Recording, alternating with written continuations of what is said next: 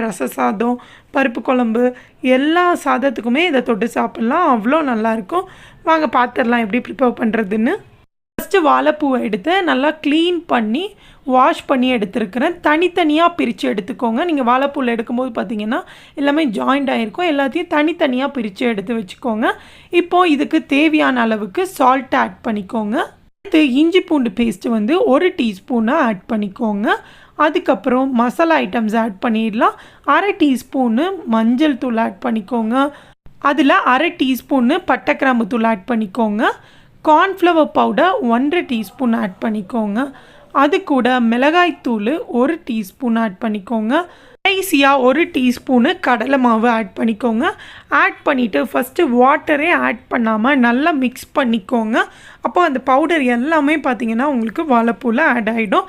அதுக்கப்புறம் அடுத்து தண்ணி வந்து கொஞ்சம் கொஞ்சமாக ஆட்